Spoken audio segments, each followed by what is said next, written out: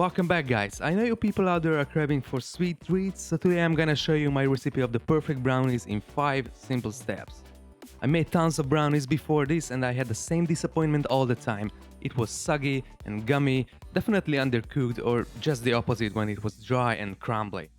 Therefore I made a tons of brownies again in order to create the perfect one. And then I found the best ratio between dry and wet ingredients and also the perfect cooking time and temperature. So let's roll!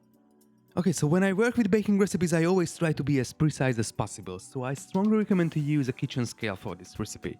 It can be handy. Alright, step 1. The first thing I like to do is to cut my chocolate in little pieces with my knife, or with my Fury.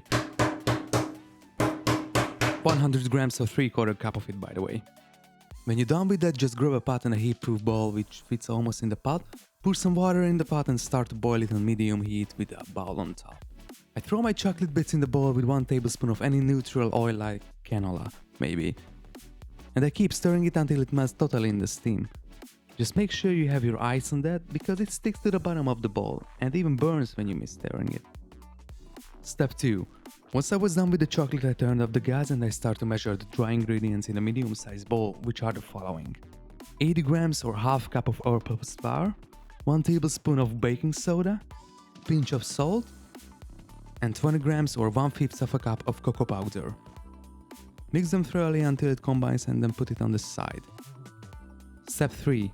Get 2 large eggs, beat them and add 170 grams or 3/4 cups and 1.5 tablespoon of sticky brown sugar, and 100 grams or 1/3 cup and 1.5 tablespoon of very soft butter. Hey, I told you, it's way much easier to measure baking goods in grams with a kitchen scale. But anyway, keep the egg, sugar, butter mix whisking until it gets totally combined. And guys, keep in mind that my recipe calls for a baking tray with around 11 inches or 28 centimeters long and 7 inches or 18 centimeters wide. So this portion of brownies can be enough to feed 4 people, or 2 who are really into sweet stuff. But let's jump to step 4, put everything together. Keep whisking the egg mixture, then add the dry ingredients, the melted chocolate, and that's the point where you can throw in some roasted walnuts, chocolate bits, M&Ms or anything you might like in your brownie. It's totally fine, but today I just leave it plain. When you mix everything well, you can transfer it to your baking tray with a parchment paper in it. And pay attention to distribute the batter evenly. Step 5 is to preheat your oven to 360 degrees Fahrenheit or 180 degrees Celsius and bake your brownies for 20 minutes, not a minute longer. And here you go.